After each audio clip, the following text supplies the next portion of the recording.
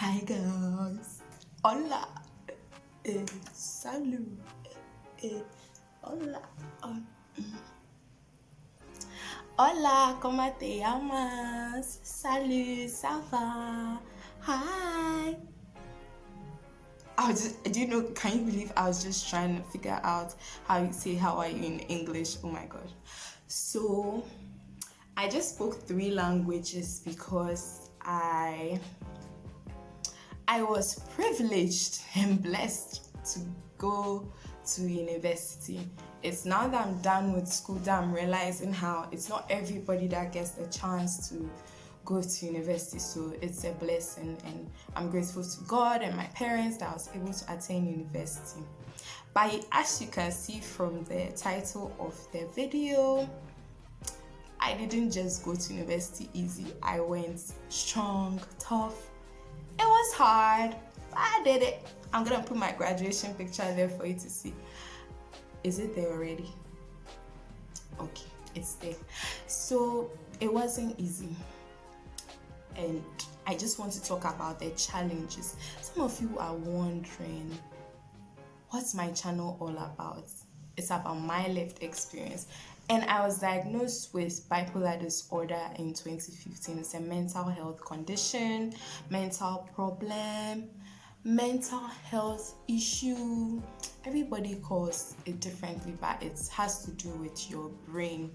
So I got diagnosed with a condition which is made up of extreme highs, which is the mania, and extreme lows, which is the depression.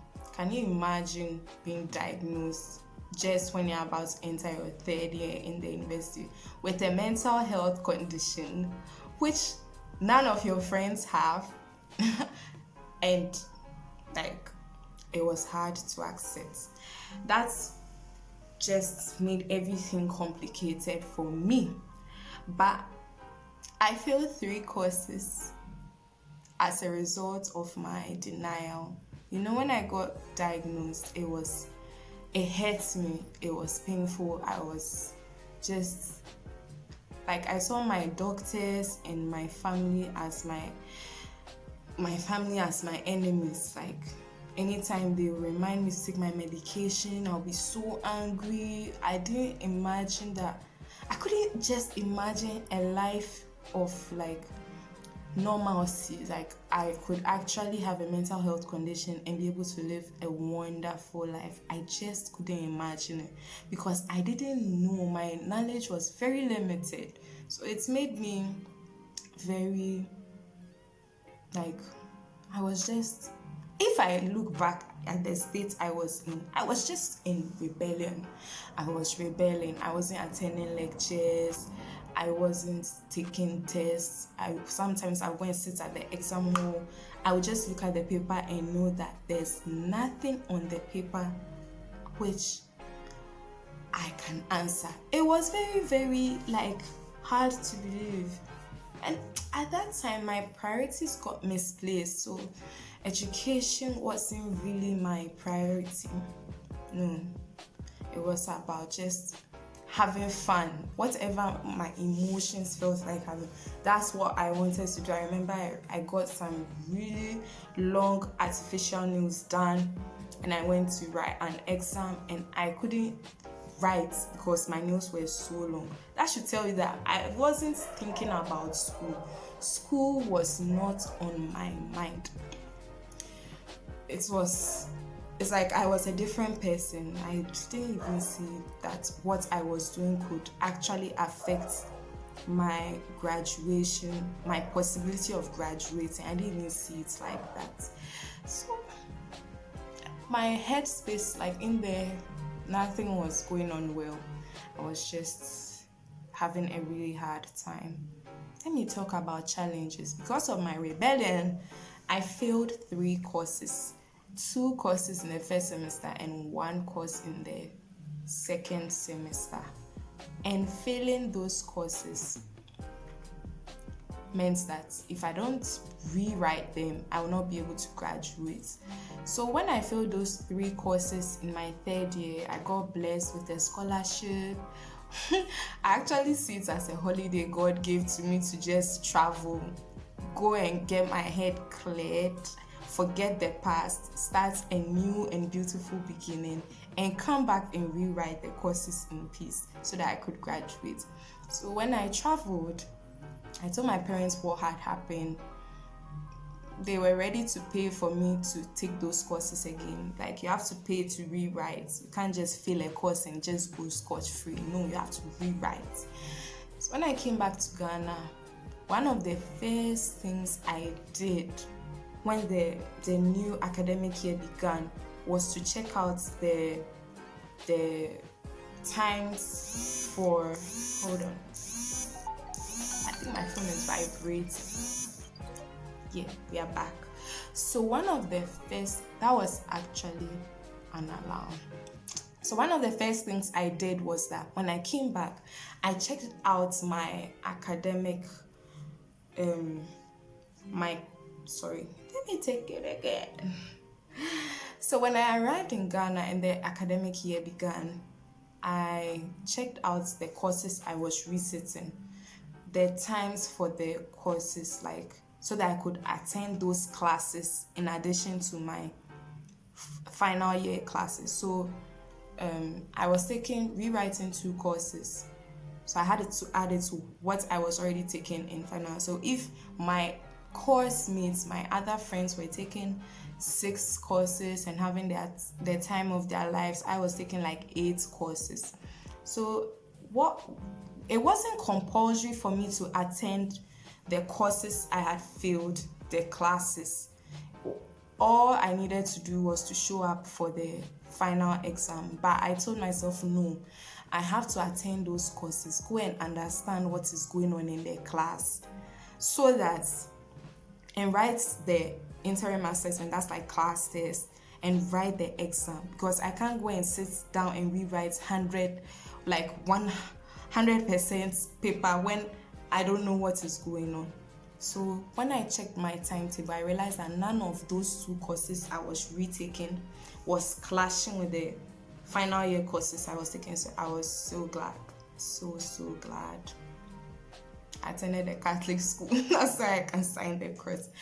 That was just by the way. So I was so grateful. I had actually been praying about it. I had been telling God that, please don't let any of those courses clash, because I really, really want to attend the class and do well. So as I attended those classes, I met some of my juniors in the class, like my juniors from high school, but I was determined I'm not going to allow seeing them to make me feel bad. Yes, I failed the course, not because I am dumb, but because I was having different priorities the year before. I was just not concerned. And when I rewrote those courses, I realized that they were actually easy, like so easy. I'm like, so why didn't I just be like, why wasn't I just serious? But you have to understand, I was not on medication. I was just not sleeping. There was no way I could have passed those courses at that time. But now I was stable, I was taking my medication, I was sleeping well, eating well. So I could ask how come I was able to rewrite those 2 courses.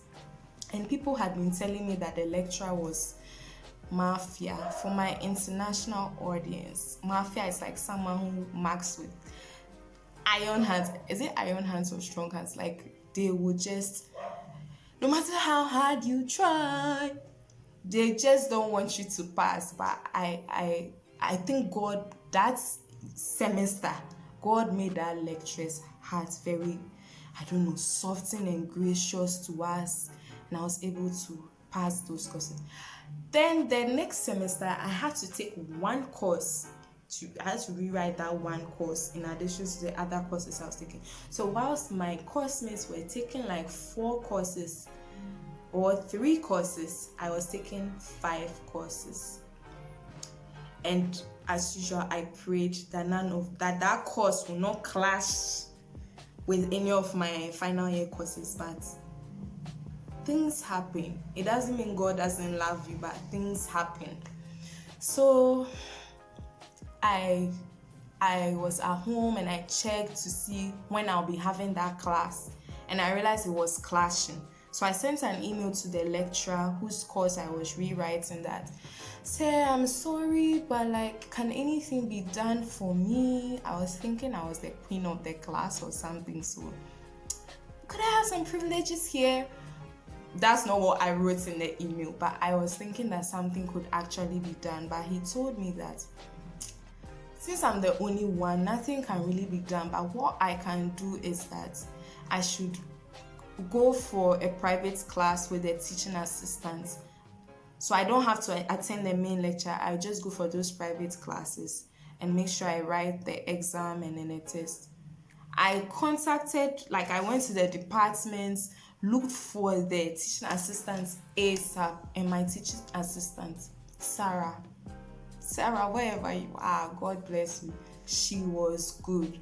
Not only was she smart, she was very understanding, patient. I was actually her mate, but she didn't make me feel like, oh, you are dumb, that's why you're in this situation, or why didn't you learn and now you are here. She made me feel very, very comfortable. Even when there are days that I will have to make an adjustment, I will contact her.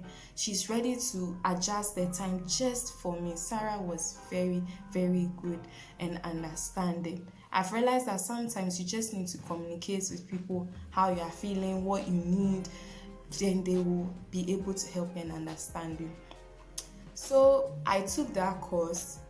I've forgotten the name of the course, but it was an interesting course. Very, very interesting. A little bit complicated, but interesting. And like I said, I wasn't required to take the class test, but I told myself, no, I want to do that class test, the 30%, so that exam I can fight for my 70%. Not fight, like work hard for it. So Sarah told me the day for the class test, and I told her I will be there. So I made sure, God is good, that day, the day of the class test, my lecturer for my final year couldn't make it to class, so I think he traveled or something, so I was able to skip the class. He wasn't going to be there anyway and go and write my class there. So I made sure that morning, he had already told us in advance, so I made sure that morning I was the first person to show up during the class test. So I entered the class and I realized that there was nobody there, and I realized I had arrived pretty early. So I sat down and prayed and tried to remember what I had learned and all that. I just wanted to do the right thing, being there on time and not getting in trouble with any lecturer, because I remember that lecturer pretty well and I just didn't want to get in his bad books. So when I got there, I waited, other students showed up, then he himself came and he started sharing the papers. The TA started handing out the papers. Sarah wasn't there that day. And the lecturer, I don't know, but he just looked at me and he was like, I don't know you. And I said, yeah, you don't know me because I am resitting the course and I took this course 2 years ago. I wasn't here. And he was like, yeah, but still, I don't know you. I'm really sure you're one of those lazy students. Oh my God.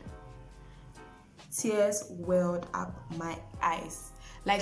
It was supposed to be a private conversation between me and him, but when I whisper, he was standing close to my table. When I whisper the reason why he probably doesn't know me, then he would just amplify it for the whole class to hear that these are the answers I'm giving. I was so hurt and embarrassed. I was so hurt. And the TA even had to tell me that, are you sure you still want to take this test? You know you can leave, right? I was like, no, I'll stay here. I'll cry, but I'm alright. I'll cry, but I'm alright. And I wrote. I was able to answer the questions, and the next time they had their class, I wasn't there, so I couldn't get my test paper. So I went to see the lecturer in his office for his test paper. For my test paper. And he was telling me that, do I know that, like, no, when he gave me that, she was like, you didn't do well. And I was so hurt. I'm like, I thought I did well. So later on, I went and consulted some of the people from that class. One of the smartest things I did was that I took the course rep's number, that's like the class prefect or the leader of the class's number, so that anything that goes on in the class, like any information I need, I contact him and he fills me in on it. And I was like, oh, let's just take it like the highest was like 20%, and I had 18%. And the lecturer, I don't know whether he wanted me to feel bad, and he actually told me that I didn't do well when I was one of the people who did well in the class. So I was like, I'm not going to allow this guy to make me feel bad. I'm a warrior. I'm a bipolar warrior. I have bipolar powers. Woo! So I killed it. I was able to climb that hurdle. Now the day for the final exam came. My palms, I was in a reading room, 24-hour reading room. My palms turned cold. I was so nervous, so nervous. Like just preparing, thinking I don't know. I think maybe because the lecturer embarrassed me, so I just didn't want anything to go wrong that day.